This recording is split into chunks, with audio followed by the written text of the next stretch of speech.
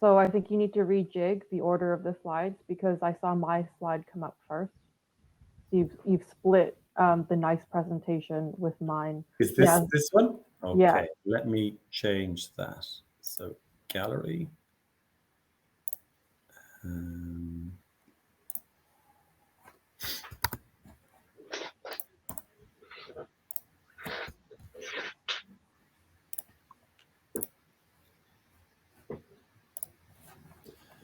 So let me go back.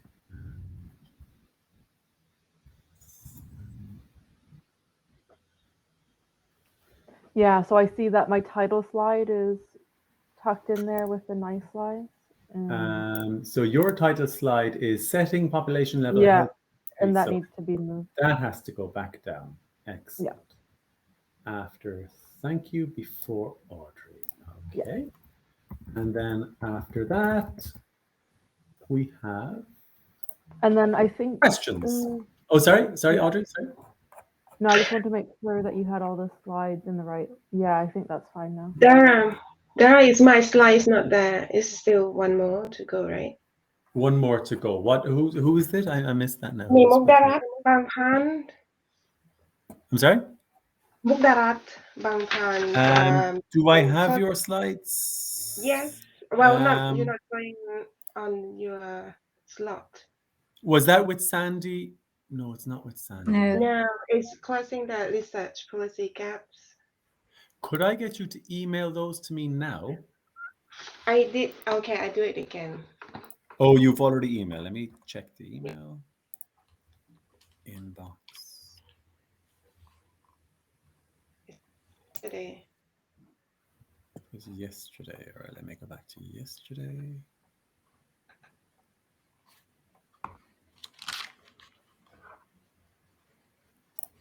There we go. And you were after Sandy. I can go, yeah, last as well if it's more convenient for you. No, I'll just move these over here now. 6 slides.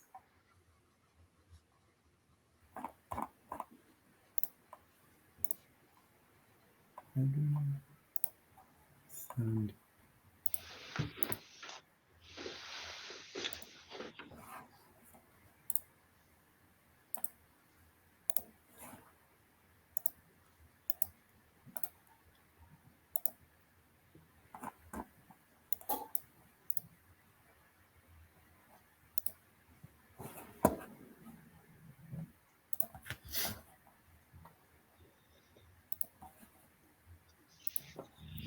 Okay, and I think that we should have attendees.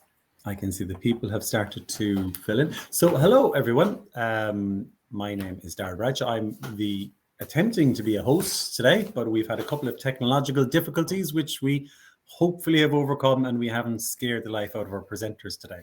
So today I'm hoping to get through, we're looking at, this is session 8.3, we're looking at research to policy partnerships. And I'm going to, because we've lost a little bit of time, I'm going to go straight to the first slide with thanks to our sponsors. And are we ready to, let me think. So Edward, are you ready to present?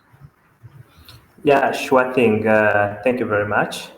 So my name is Kayongo Edward, and I work at the Center for Evidence and Statistics based at Makerere University in Uganda.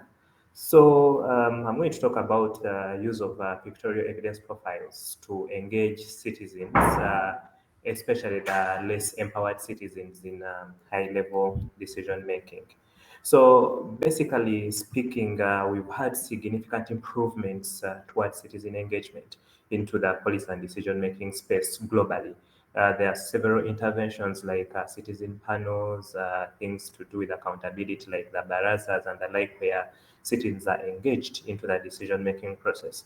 However, challenges still do exist, like lack of trust in the citizens by the policymakers. There is a lack of trust by the policymakers, by the citizens.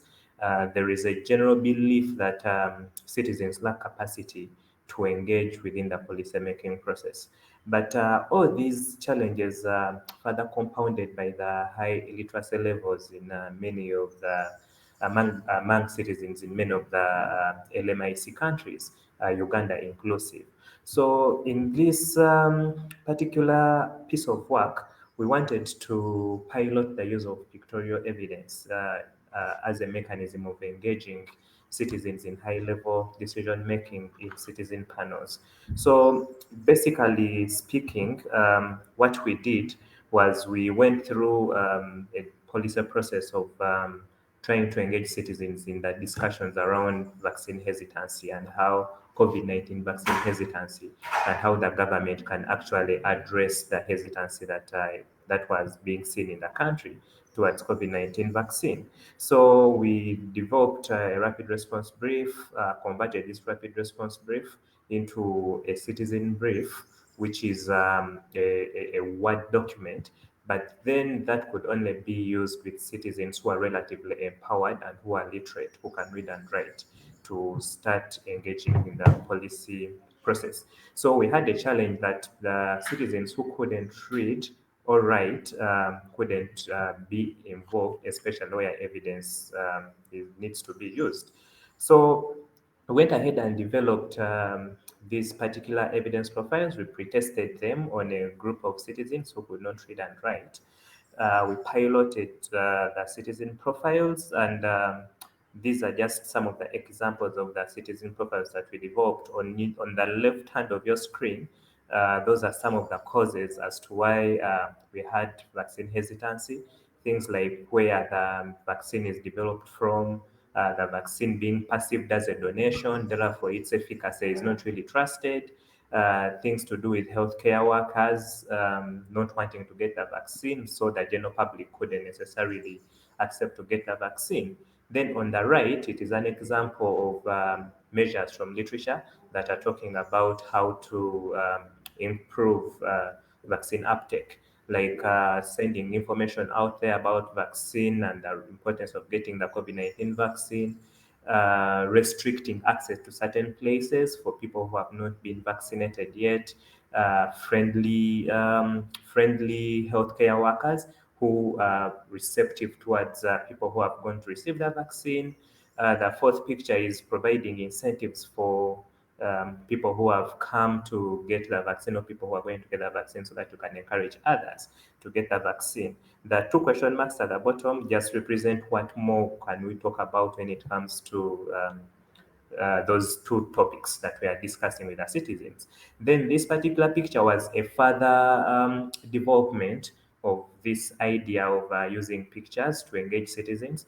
This one especially was looking at male involvement in fight against teenage pregnancies in one of the districts within Uganda. So this is a little bit more elaborate than the first one. The first one was the very first attempt. This slide we are looking at was the second attempt to further develop the use of pictorials to engage citizens in high-level decision-making.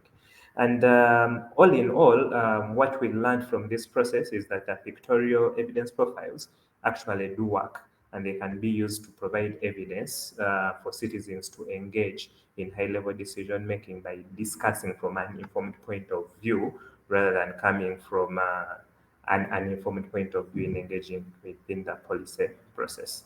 So thank you very much. Those are my email addresses, just in case you want to reach out and find out more about this work. Thank you. Over to you.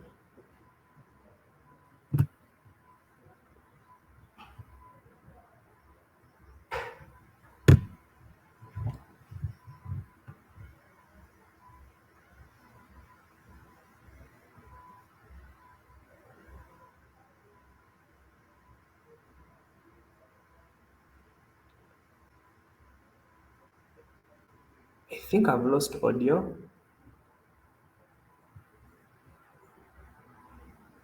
No, we can hear you.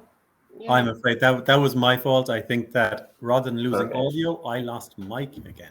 So what I was going to say is thank you very much for that. And now I was opening it up to the floor. Does anybody have any questions or comments for Edward?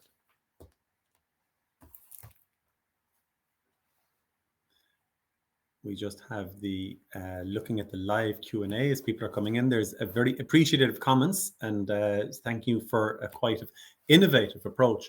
So I'll begin, Edward. When you were actually developing this slide, was there a space then to return to go back to the public and actually see how they were received?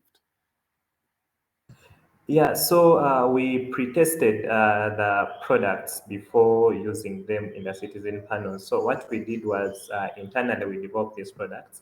Then we went out to the public and asked them about the information when they look at these products. What do they understand? What do they pick from what the products, from what the pictures are saying? So then we had to go through iterations, make different changes to the pictures we had initially decided to use. Then we still went back and asked whether now they communicate better. When the public was okay with it, then we used this in the citizen engagement. So the people we used for the pre-testing are not the people we invited for the citizen panels. We had to ensure that that is clear so that you avoid preconceived biases about the information you're putting out there. If someone has previously participated in their development, you don't really want to use the same product, with such a group. Thank you. Thank you very much for that. Well, time unfortunately is against us, so I'm going to move us all along. And our next speaker, we're speaking to Sandy Oliver from the EPPI-Centre in UCL in London. So Sandy, are you ready? Yeah, are you managing the slides? Yes, if you mention to me when you want me to move on to the next slide. Thank you very much. Okay, so thank you very much. I'm really pleased to be in this session about partnership because that's been at the centre of our work for many years. And recently, my colleagues and I had an opportunity to reflect on these and draw out wider lessons. Next slide, please. Over the years, there's been a growing interest in synthesizing research evidence, whether it's been statistical meta-analysis or more qualitative work, and in evidence-informed decision-making across policy sectors and with public engagement with research. These are all part of the evidence policy system, and we've been working in all these areas.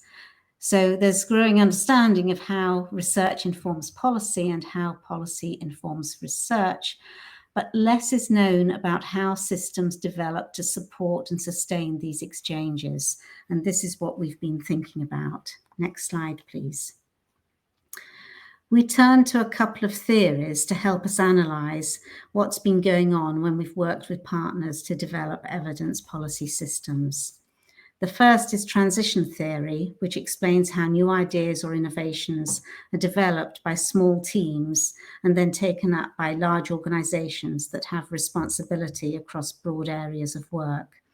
These organisations look for new ideas when there are either crises or steady changes over time in the socio-political landscape. And the organisations take up new ideas to tackle new problems. The second theory we use, transformative social innovation theory, considers how new ideas spread across geographies and cultures and how they're embedded and how they are sustained while also continually evolving. Next slides, please. We used these theories to frame an autoethnographic study of our own ways of working. We created a timeline of activities and events that linked to our research, particularly more recently, the research addressing the Global South. And we tracked the subsequent reach of new ideas across organisations, geographies and cultures, and reflected and looked back at documents from the time to place our work in the context of broader changes. And we noted breakthrough of novel ideas to influence other organisations. And together we constructed a narrative with supporting evidence. And this image is a piece of wallpaper spread across a kitchen floor to stimulate our thinking. Next slide, please. So we found that we'd been continually developing novel ideas, but success came not from the EPPI-Centre or from other organisations individually, but by organisations collaborating across the research policy interface and comparing different ways of working. And this was so whether we were working on individual reviews or whole programmes of reviews with integrated capacity building, or working to build systems, perhaps designing guidance that's to be embedded in government departments or NGOs, or new developments with EPPI Reviewer, which was started for supporting our own individual reviews and now is used worldwide. But while theory talks about development of new ideas and those ideas spreading and embedding, looking back, we saw that it was less ideas crossing the research and policy interface and more a mutual commitment to teams either side of the research policy interface working together. So it wasn't an uptake of innovations, but an uptake of teams who innovate, often not knowing where it's going to take them. And embedding innovations came not from uptake and embedding of particular issues, but from research policy collaborations, co-developing and tailoring innovations within regime organisations. So that would be like working with NICE, with DFID, that sort of level of organisation. Next slide, please. And the lessons for us as a team in academia are that academic outreach is absolutely essential, but so is the traditional academic culture. We came from contract research, and that made us focus our attention on and across the research policy interface to work with people who wanted to pay for research to inform their work.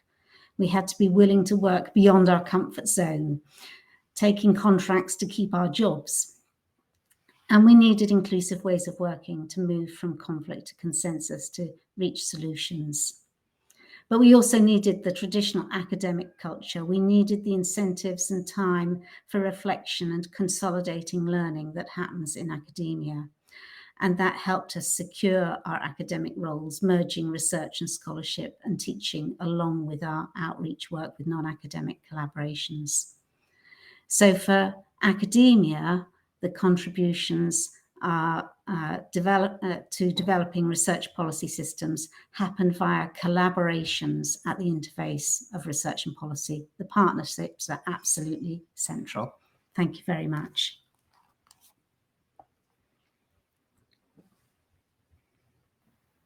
Okay, thank you very much for that, Sandy. And I'll just open it up again to the floor. Does anybody have any comments or questions?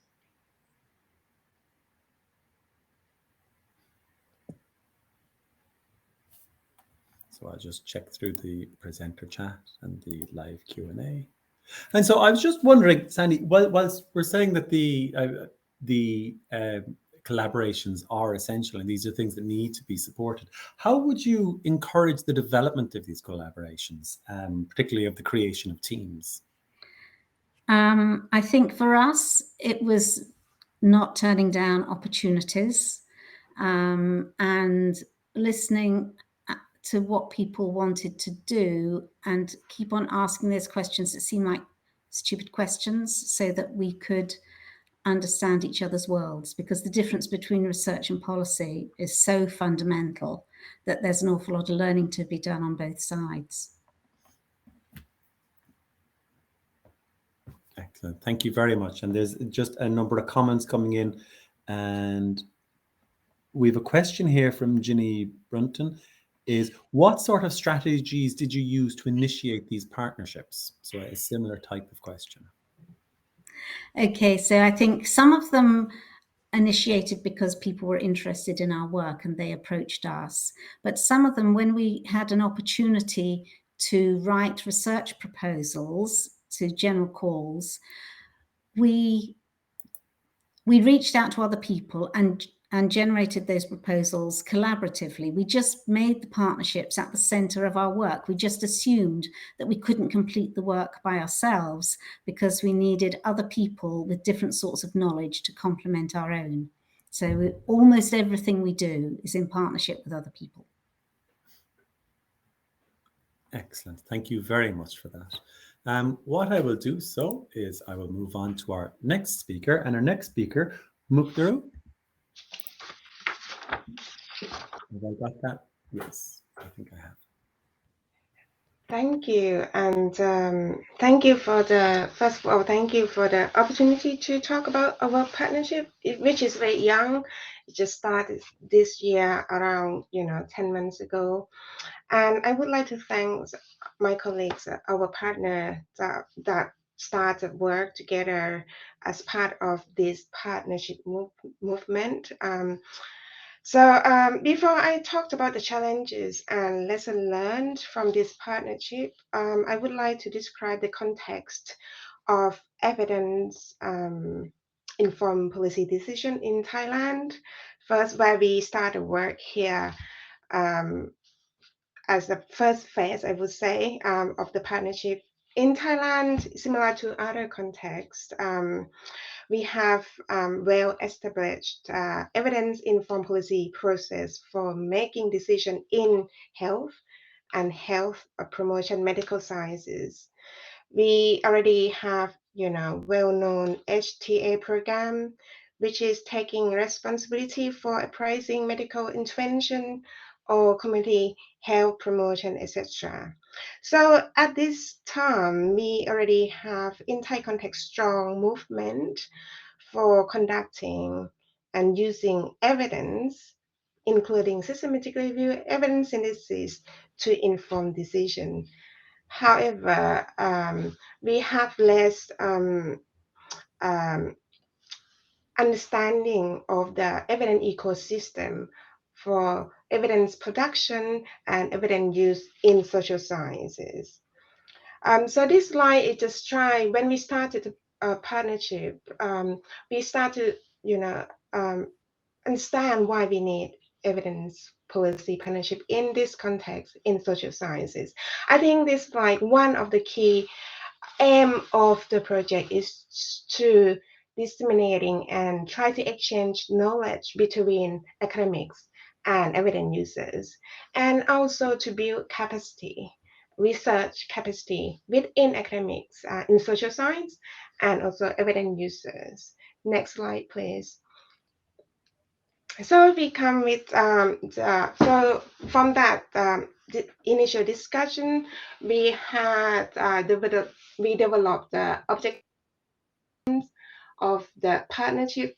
You can see that three main aims: to develop interdisciplinary partnership with evidence producer and evidence user in the region, to support and build capacity in conducting and using evidence, and also to generate and share relevant information, exchange ideas and experience between evidence user and evidence producer.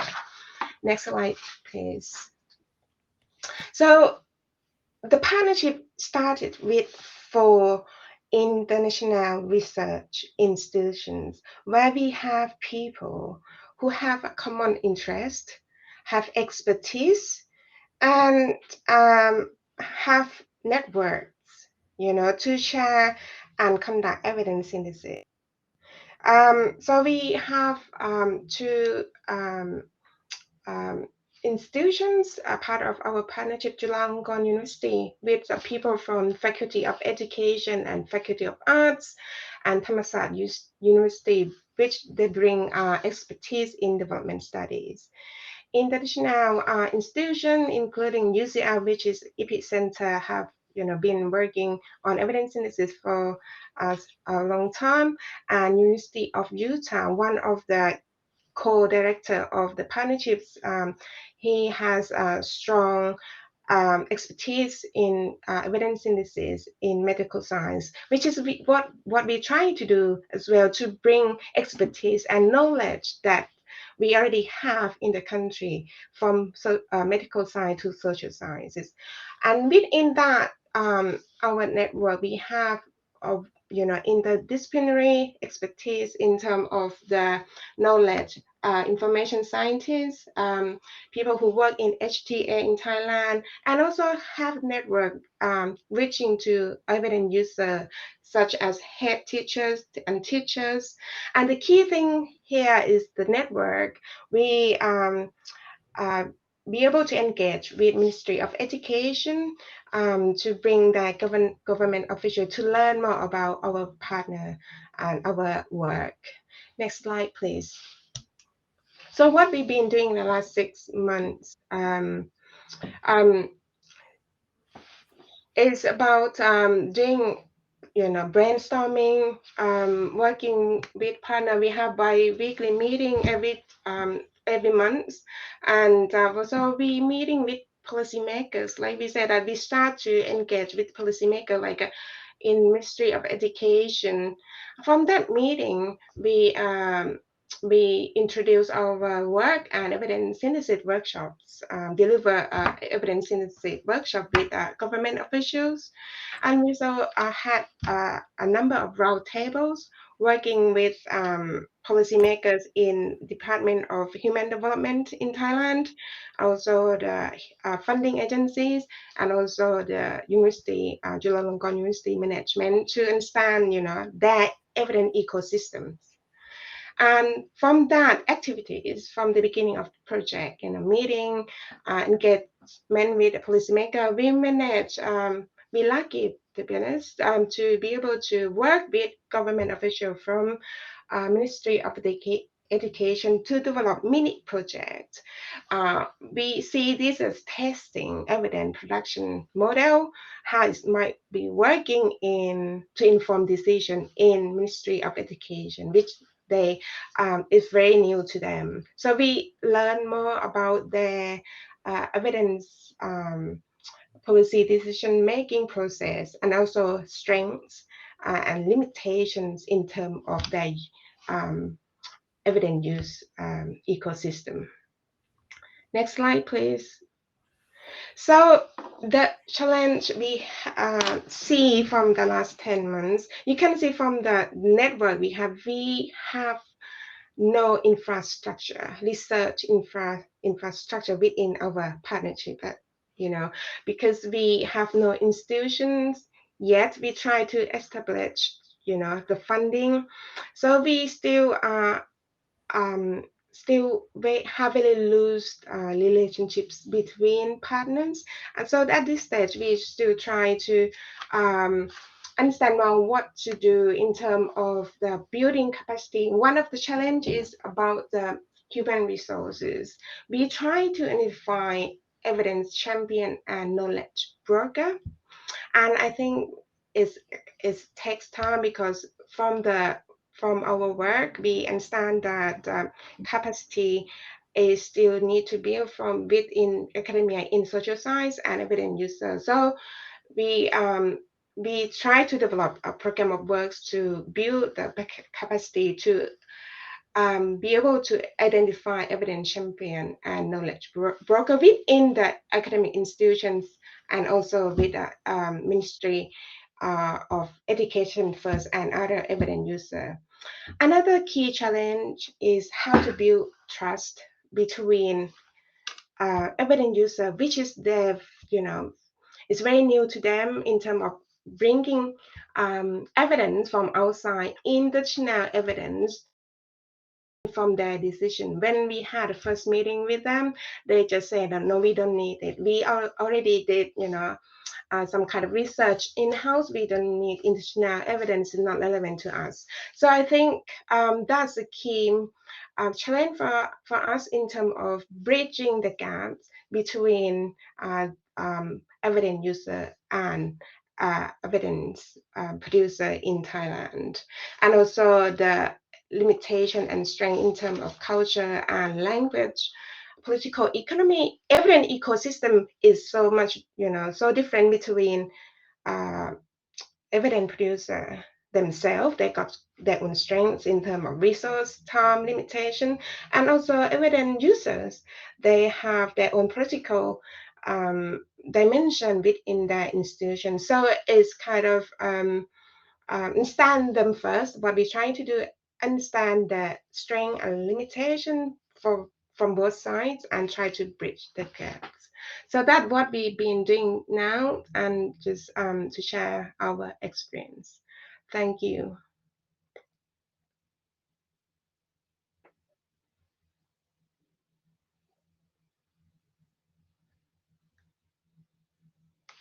You don't, I don't. You're on mute again, Dara. At some point, I'm going to get used to the technology here. Thank you very much for that. What I was saying is extremely interesting that was, and we have a number of questions coming, comments coming in. So we have a comment here from Shalu saying, great show. You said South Asia. What are your plans to expand the network in countries other than Thailand? And what role does HTA Thailand play there?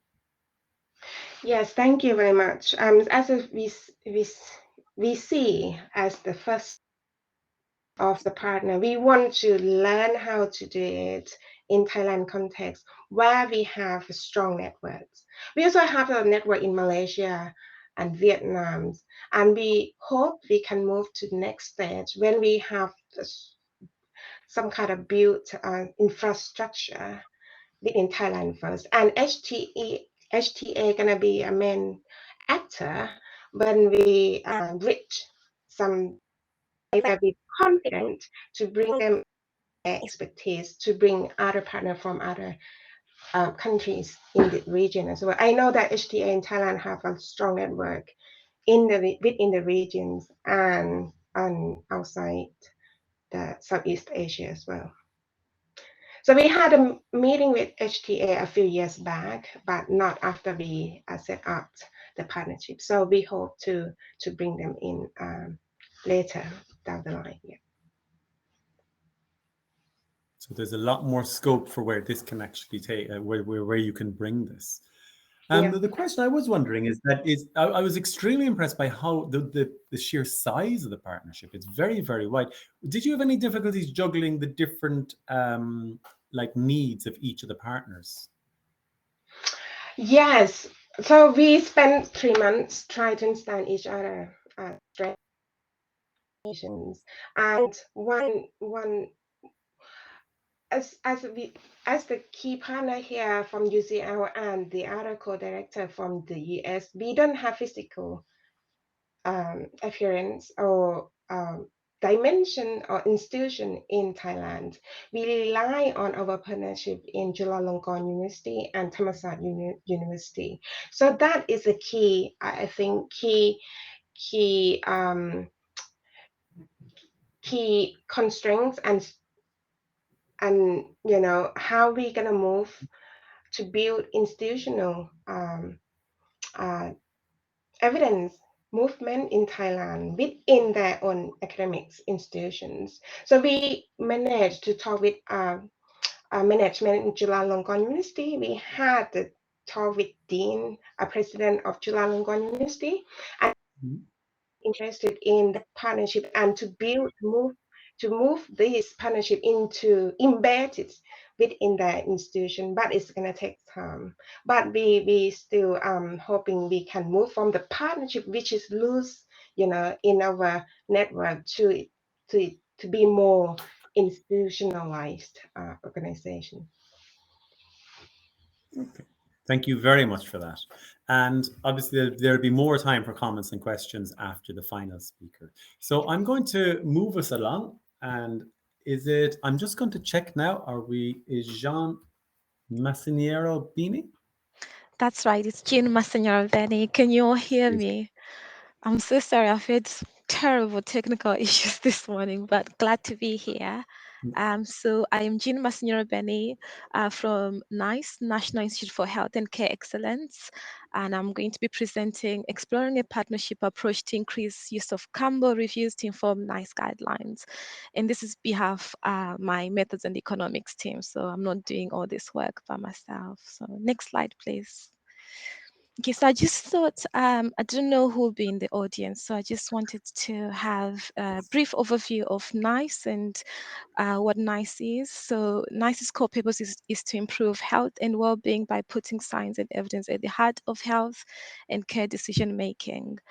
So we do this by providing independent assessment of a wide range of complex evidence, to help commissioners and frontline practitioners to take better informed decisions. We also work at the forefront of scientific advances using our analytical skills, knowledge, and expertise to identify and assess and develop, obviously, recommendations on innovations. And of course, we work with partners across the health and social care system. Next slide, please. So this is just a brief overview. I'm sorry, I'm in an open office as well, so you may have background noises, but you just bear with me. So I'm sorry about that. So this is a brief overview of our NICE products. So we have guidelines around clinical, public health, and social care. And then we have technology appraisals and interventional procedures around medicines, devices, and diagnostics, as well as digital health.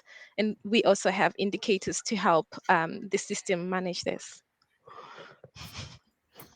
Sorry. Okay, next slide, please. Sorry.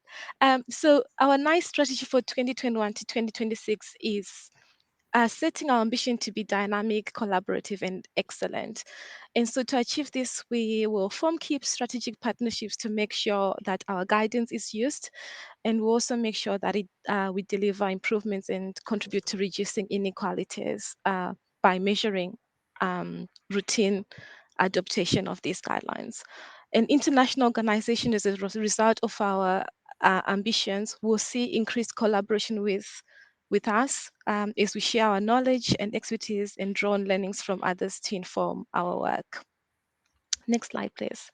So related to the actual presentation today, and not just the introduction to NICE, this is related to the work that NICE did with Campbell. But in general, we have, whenever we're doing a guideline, we have about 15 to 20 questions which are addressed by systematic reviews. And these reviews are usually carried out by NICE guideline development teams. However, if there is an existing high quality or up-to-date systematic review, we tend to use those to inform the development of the guidelines. So in terms of our portfolio, we have 71 guidelines with content that is relevant to social care. And so therefore, there are many opportunities to use reviews from Campbell to inform our guidelines. So NICE and the Campbell collaboration via the Center for Homelessness, the What Works Center, collaborated on the integrated health and social care for people experiencing homelessness. So the quick search will show as NG214. Next slide, please. So I'm just going to quickly speak about this is an example of how we could potentially collaborate with Campbell in the future. So for this particular guideline, NG214, our scope was to provide guidance on models of service provision for services that are specific to people experiencing homelessness, and ways to improve access and engagement with mainstream services, and also to integrate services as much as possible. Next slide, please.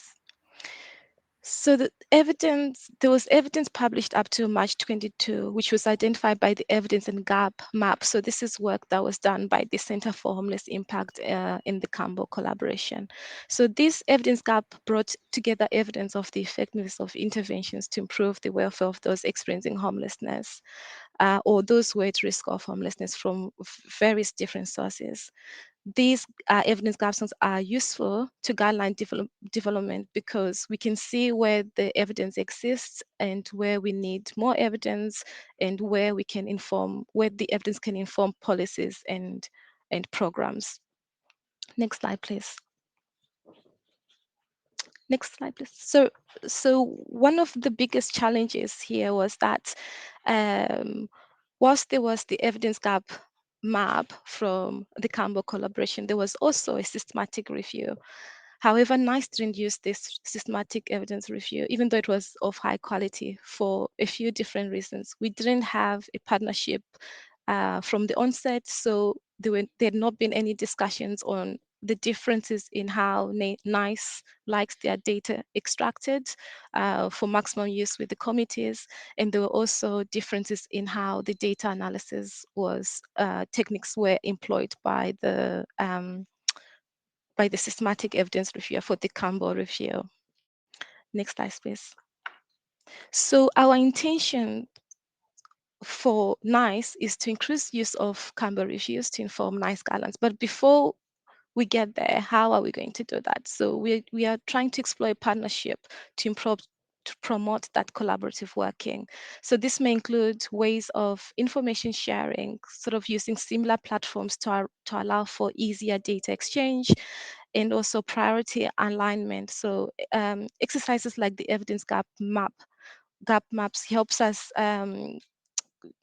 work towards the same priorities. So in terms of what population to focus on, what interventions, comparators, or outcomes, and also work towards IT solutions for easier and quicker file sharing. Next slide, please. So this will lead to these following benefits. So obviously for NICE, be responding quickly to new evidence. We'll be able to use Campbell Reviews to feed into our decision making, whether the guideline remains current, and then avoid, commission guideline updates when it's not needed, and also updating the guidelines sooner than planned if there is enough evidence to change either recommendations or to start a whole new guideline altogether. And so we have increased access to topic expertise and evidence gap maps, as was in the previous homelessness example. And for Campbell, the focus review actives on areas where there is specific needs, and using feedback from NICE to refine reviews, so it's more likely to be used in guidelines, therefore informing life policies. And obviously the mutual benefits is around reducing duplication. So this work is going. We're still just in the exploring stages of trying to see what types of memorandum of understanding or agreements that the two organizations can place together, so that we can cultivate this partnership going forward. So thank you. That makes the end of my presentation, I believe. Yes, that's right. And that's my email address if anyone wants to get in touch.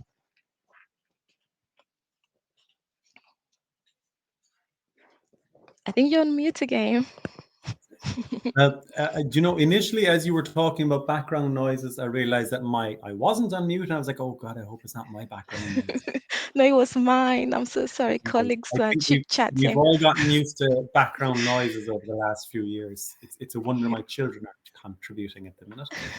So what I was hoping is, anyone have any questions or comments from the live Q&A? So we don't have anything as yet, but we'll just give it a no. There'll be more time to ask questions and make comments later on. So one of the things that struck me is you were speaking that for the homelessness review, that you weren't speaking, you didn't have the initial discussions with the Campbell authors. How would you try to encourage that initial discussion? Because very often when someone's beginning a review, they may or may not approach yourselves with this. Yes, I think this is why it's important to have that partnership beforehand. So you have working groups already that can be set up. So you tell each other what is coming up, what's the priorities. And because some of this is quite serendipitous, it's only by someone mentioning something that you go, okay, I'm also working on that. So NICE has this, we already have a similar relationship with Cochrane, and there it is working well if it wasn't for the timelines. So sometimes timelines do not align. But in terms of figuring out what's coming up, we have steering committees where NICE and Cochrane have regular meetings. So we share the overall what's coming up in the pipeline, and where are the areas where systematic reviewers can, evidence reviewers can focus their efforts in. So we are hoping to have the same relationship. The way Campbell works with having the evidence gap maps before they think about doing the systematic review is a perfect opportunity to say, this is what the evidence is telling us. Is NICE looking to update this guideline or start a new topic? And then that can cultivate that conversation. Mm-hmm. So it's that two-way dialogue with the actual coordinating groups, and then that Absolutely. filters down into the individual maps itself. That's I mean, it sounds quite it's the essence of the collaborative co-production that you're speaking about there, which sounds extremely interesting. So I'm And going complicated. to I think Shalu had a question. Oh, Shalu, hand is raised here. So Shalu says, thanks, Jean. Great presentation. We are glad homelessness EGM was useful for NICE guidelines, and I'm working on an update for the EGM. So it's Oh. getting those updates is another important element. We don't just drop them, that they get revisited. So excuse me, sorry, I interrupted there. No, it's fine. I was just going to say, well, glad to hear you were listening, Shalu. I shall feed back to the team that you were happy we used it. We used all your work. And if you find anything to change the current recommendation, to get in touch with our surveillance team, and we'll have that on the tracker.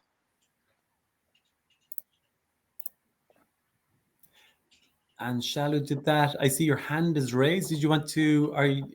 I'm not sure if you're able to come on speaker. If you wanted to come on speaker itself, I'm not sure if we're able to do that. Well, beyond my expertise. So we'll come back to that. And what we will do is we'll move on to the final presentation. I think we have Audrey Tan from the University of Plymouth. No, so there. My name is coming up as Sumanth, but I'm actually Audrey. Sumanth wasn't able to present today, so I was one of his co-authors. My name is Audrey, and I'm actually based at University College London, just like Sandy is. So thank you very much for having me today. I'll bring you on a whistle-stop tour of an overview of reviews that we ran. Next slide, please. So research priority setting is a political and social process that's informed by the views and experiences of the stakeholders, along with the available data and information. And in the last 10 years, there's been a proliferation of primary literature on the research priority setting methods, as well as subsequent systematic reviews trying to summarize what the evidence base is saying. However, recent systematic reviews have also acknowledged the high degree of variability in methods used for collecting priority topics, and have expressed the need for more standardized methods. So based on this need, our overview of reviews aim to produce a framework for evidence-informed health priority setting processes to support the development of national public health research agendas, because we've seen after the COVID-19 pandemic that there is an increased demand for research evidence, but of course there's limited time, resource, and capacity. And so with priority setting, you could determine which research areas are most relevant and pressing for a specific country. Next slide, please. So we used a rapid systematic reviewing process to do an overview of reviews. This was basically due to resource limitations within our own team, as we didn't have any additional funding to complete this review. We completed an overview of reviews, which means we did a systematic review of systematic reviews, because the evidence base of individual studies are just so large. So we wanted to do sort of a meta analysis of analysis that have already been done. So we collected studies from 2010 to 2020 and included any systematic or critical review that covered the topic of research priority setting processes. Next slide, please. We identified 2,388 individual studies, of which 31 of these studies were included. We synthesized the evidence using a thematic analysis process, and then we used existing frameworks as a basis to create our own framework using the themes and the evidence that came out from our included reviews. Next slide, please. So the framework that we came up with, which was informed by existing frameworks, has 4 key phases, all of which I'll go into more detail, but they were namely the preparatory phase, priority setting, follow-up phase, and sustainability. The different color coding shows that the lighter the color, the less it was mentioned by the included studies, and the darker the color, for example, you'll see here stakeholders was, the importance of including stakeholders was mentioned by many of the systematic reviews. So in the first phase, the 4 existing frameworks noted the importance of including relevant stakeholders in the process and having a participatory approach. Additionally, our evidence highlighted the importance of having a bottom-up approach where researchers worked with consumers in a co-design and co-production process so that the resulting priorities were actually reflective of patient needs and not just of those of the practitioners. Next slide, please.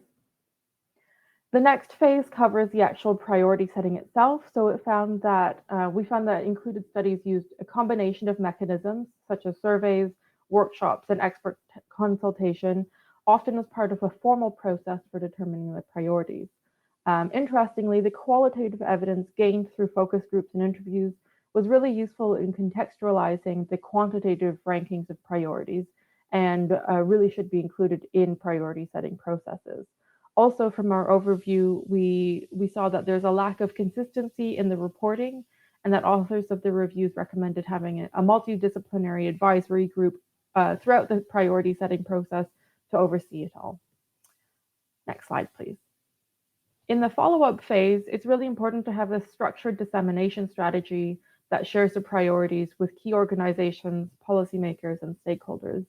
Our overview also highlighted that the translation of these research priorities should account for societal and cultural differences so that they're translated across different countries and communities and settings. The evidence also noted that the impact of priorities should be monitored by assessing whether priorities are actually reflected in things like grants that are being awarded. Next slide, please. So this sustainability phase is one of the phases that we didn't find in any of the existing priority setting frameworks. And so this includes considerations for developing mechanisms for institutionalizing the priority setting process into the research cycle and creating peer learning groups amongst colleagues in regions. This element of sustainability is really important for ensuring that policymaking is underpinned by prioritized research. And that way, different regions, countries, and areas can share best practices and harmonize priority setting processes. Next slide, please.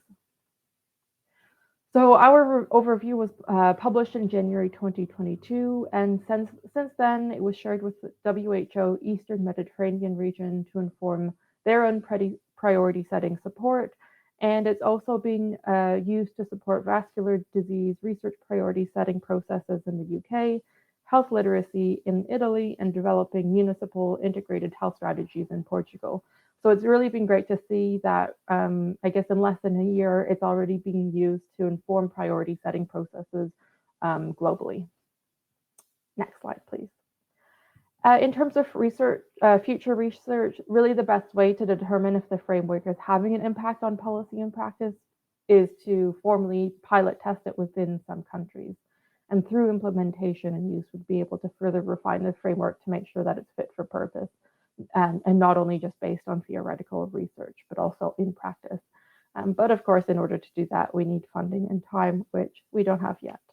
So thank you very much, and happy to take questions now. And apologies, I think with the formatting of the slides have been a little bit skewed. But if you want to get in touch, my email is there, audrey.tan@ucl.ac.uk, and I'm also on Twitter.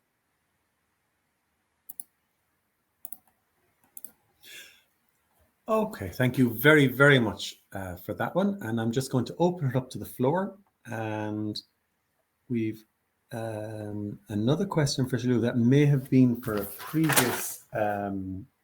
Yeah, that looks like it was for Nice. Yeah. So does anyone have any questions or comments for Audrey? Well, I think what I'd like to, what struck me there is you were speaking about how some of the sustainability piece isn't actually spoken about as much, and you were saying that the peer learning being one aspect of it. How would you recommend to facilitate that peer learning piece within the framework? So something that we had talked about within our project team was that originally we were going to create the framework and then pilot test it, and then have focus groups with people afterwards. Unfortunately, we just didn't have the time or resources to do that. But we had envisioned that the sustainability piece could be used through sort of enacted through doing international conferences, such as today with like the Global What Works networks, and also using focus groups within countries as well to facilitate that peer learning. And again, as you say, time and funding are going to be key issues in all of that. I think across most of the pieces, there's a similar obstacles that need to be addressed for everyone. But we have another comment here from Harsha Dayal. She's thanking the speakers for putting focus on partnerships, following up on the questions and developing the collaboration. But the question is, what strategies are used? Has formalization partnership better outcomes than informalized partnerships? Well, I'll leave it there before I read on. So I'll open this up to the floor as well.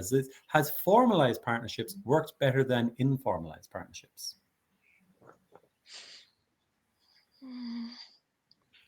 I can have a go at attempting to answer. Oh, I'm sure all of your colleagues will be very thankful if you have a go. Thank you. So I think it just depends. So I have two examples in my head. So for example, with some collaborations that NICE has, you have, let's say, a copyright agreement. And sometimes that really slows down because there's so much legal speak in trying to formalize things. So people start becoming very reluctant. However, on the same strand, sometimes when you don't have things written down, for example, like how we like data extracted or evidence tables or, all the different nuances in it, that can also really damage a partnership and data not being used at the end of it. So I think it's just, how do you strike the balance? So when you have things clearly stated at the beginning that are not always bound in legal speak, makes people relax. And if you're working towards a common goal, I think sometimes that helps. So I think it's a little bit of both. You want formalized and you also want informalized, because there is the soft touches that helps the relationship grow, the whole let's go for dinner, let's meet for drinks, let's discuss that. And then there is the let's sit in the boardroom and really iron out some of the things that we really need for example, a guideline. So I think it's a little bit of both. Yeah, and one of the things that I found is during COVID and the lockdown is that we lacked that balance. We almost lost the informal approaches. For me, it brought out how important these informal approaches are and how they complement the formalized approaches, as you're saying. And I think there's a follow-up comment on there where, in their experience from a government perspective, it's very difficult to build resilient partnerships. So this is another issue. Whilst an awful lot of the projects that are put out there, perhaps there is that initial burst, but do any of the speakers have any comments on how to build resilience within yourself? I think it's Audrey. Have you your hand up?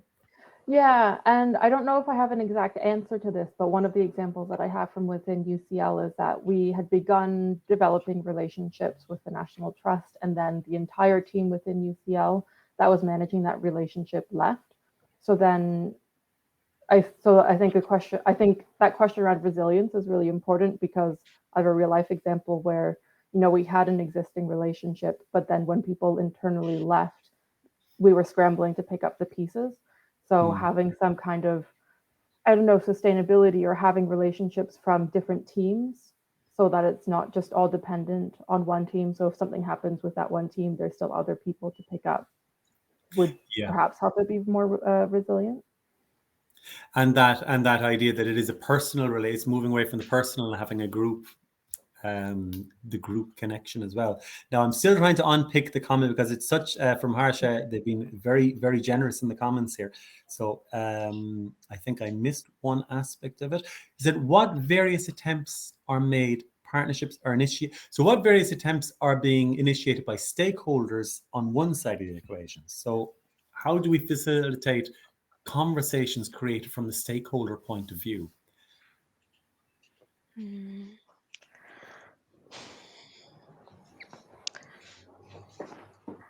I think this one is it's a very difficult one because it depends on what stakeholder engagement you have in the first instance for you to be valuing that. So if you're an organization that values that in the first instance, then you're more likely to chase those suggestions. So I actually don't know. I don't know the answer to I this think as question. well, as you're saying, the difference in the stakeholders, it's the composition of the stakeholders as well. Is there a formal entity that the stakeholders can rally behind, or are you tackling lots of individual stakeholders depending on the project? You could have multiple stakeholders that don't unite or are not as easily accessible. So I tend to agree. Yeah, it really depends, context dependent and project dependent. So I'm afraid time is very much against us here. So I'm going to finish up here with 28 seconds. So to thank everyone in the panel and to everyone who's listening, and to really the patience of the panel throughout all of the technology mishaps and misuses, depending on which way you look at it. So to thank everyone for their patience and their contributions. It's a shame we don't have longer or even more face-to-face where we could engage in this conversation more. So thank you all very much. Thank you.